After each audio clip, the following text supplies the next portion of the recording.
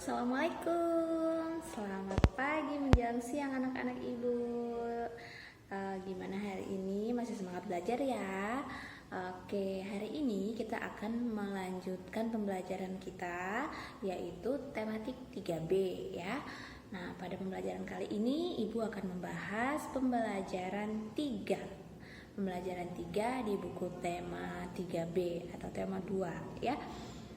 Di pembelajaran 3 ini ibu akan menjelaskan tentang watak suatu tokoh di dalam dongeng ya. Juga nanti kita akan membahas tentang matematika, yaitu penjumlahan pertukaran dengan bilangan ratusan ya. Tapi sebelum kita mulai belajar, kita akan menyanyikan satu buah lagu dulu bersama-sama ya, yaitu yang berjudul Pepaya, Mangga, Pisang, Jambu. Kalian boleh dengarkan ibu dulu, kemudian nanti kalian ulangi sendiri menyanyikan lagunya ya. Juga boleh bersama-sama dengan yang ada di rumah kalian, dengan ayah, ibu, kakak, adik, ataupun ada teman-teman di rumah. Oke, sekarang kalian dengarkan ibu menyanyikan dulu ya. 1, 2, 3. Pepaya, mangga, pisang, jambu dibawa dari pasar minggu.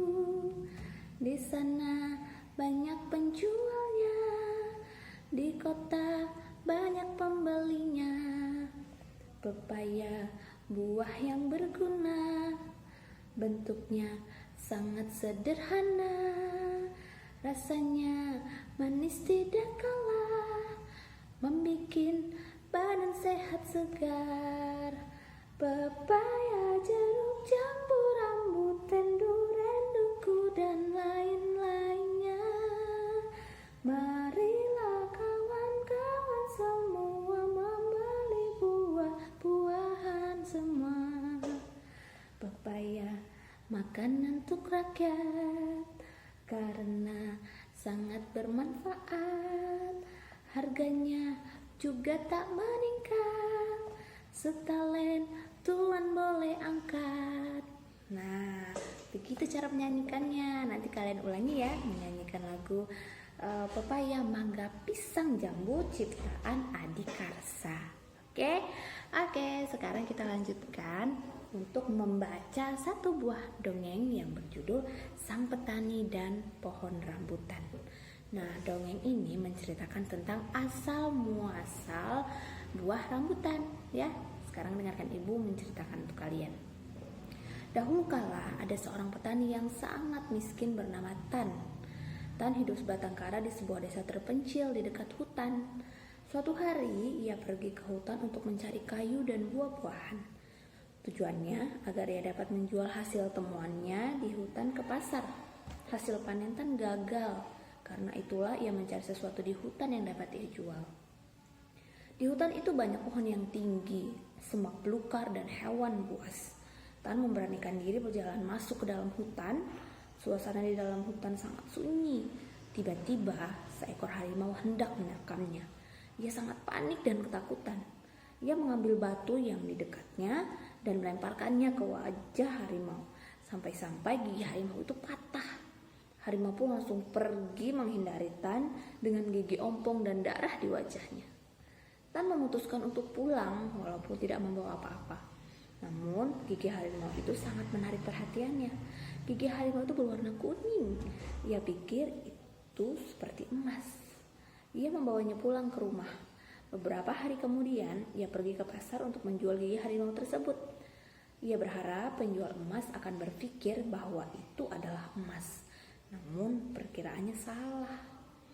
Tan dianggap penipu. Ia kecewa lalu kembali ke rumahnya. Ia lalu mengumpulkan gigi harimau itu di dalam rumahnya. Tanpa ia sadari, rambutnya rontok dan ikut terkubur bersama gigi harimau. Setelah beberapa hari Tan mengubur gigi harimau itu, turun hujan yang sangat deras. Tanah menjadi subur. Namun Tan merasa aneh. Ada tanaman yang tak pernah ia lihat sebelumnya tumbuh di halaman rumahnya. Tanaman itu tumbuh besar dan berbuah banyak. Buahnya bulat dan berambut. Setelah ia mengupas dan mencobanya, buah itu terasa manis dan enak. Lalu Tan memberi nama buah itu buah rambutan, sesuai dengan bentuknya yang berambut dan bundar. Sejak itulah Tan bekerja sebagai petani rambutan. Buah rambutan menjadi kesukaan atau buah favorit di desanya. Semenjak itu, kehidupan Tan berubah berkat buah rambutan yang berasal dari gigi rambutan dan rambutnya. Kehidupannya berubah drastis menjadi orang yang kaya raya. Nah, itu dongeng seorang petani dan buah rambutan. Jadi asal usul buah rambutan ya. Nah, sekarang kita akan mencari pesan dari dongeng itu. Apa sih pesan dari dongeng yang Ibu bacakan tadi? Apa pesannya? Kita dapat mengambil pesan dari dongeng tersebut. Itu adalah kita harus selalu bekerja keras. Kita tidak boleh putus asa. Seperti Tan yang gagal panen, kemudian dia memberanikan diri untuk masuk ke hutan mencari sesuatu yang bisa dijual supaya dia bisa bertahan hidup. Kemudian dia melawan sang harimau dengan melemparkan batu sehingga ia mendapatkan giginya. Dan dia berusaha lagi walaupun tidak mendapatkan apapun di dalam hutan. Dia berusaha lagi dengan gigi harimau tersebut. Dia coba untuk dijual ke pasar. Ternyata tidak membuahkan hasil. Tapi Tan tidak putus asa. Dia terus berusaha untuk bertahan hidup dan dia mengubur gigi harimau tersebut sehingga tumbuh menjadi buah rambutan. Nah, intinya kita itu tidak boleh putus asa ya. Kalau ada sesuatu yang tidak bisa kita lakukan, kita tidak boleh berhenti sampai di situ. Kita harus terus berusaha. Contohnya seperti kalian, kalau kalian tidak mengerti satu pelajaran, kalian tidak boleh putus asa. Kalian harus terus belajar, terus bertanya. Jadi, kalian bisa mengerti pelajaran itu. Oke? Oke. Sekarang kita akan melanjutkan ke pelajaran matematika. Kalian perhatikan Ibu ya. Sekarang Ibu akan menjelaskan matematika penjumlahan pertukaran ya. Nah, di sini ada contohnya. Contohnya soal cerita seorang pedagang mendapatkan kiriman buah rambutan 2 hari berturut-turut. Hari pertama atau hari ke-1 dia mendapatkan kiriman 235 ikat. Kemudian hari kedua dia mendapatkan kiriman 342 ikat. Nah, berapakah jumlah dari total pengiriman rambutan tersebut? Nah, totalnya kan kita jumlahkan ya, hari pertama dan hari kedua. Oke, kalau kita jumlahkan total hari pertama dan hari kedua itu adalah 235 ditambah 342.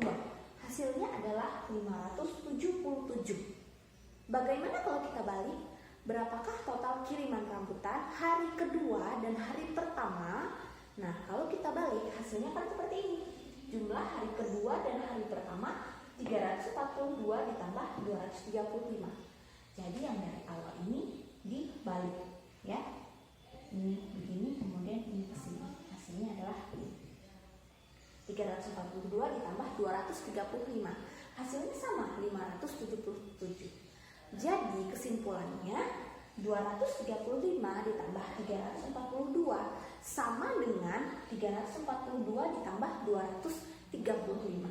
Nah, jadi kalau penjumlahan itu mau berapapun angkanya itu akan sama kalau kita balik. Misalnya 1 ditambah 2 sama dengan 3, 2 ditambah 1 juga sama dengan 3. Nah, begitu juga dengan bilangan ratusan. Oke? Kalau sudah mengerti, kalian berarti bisa mengerjakan tugasnya ya. Oke, kalau gitu terima kasih atas perhatiannya. Untuk video pembelajaran 3 Ibu akhiri sampai di sini. Nanti video yang kedua adalah pembelajaran 4 ya.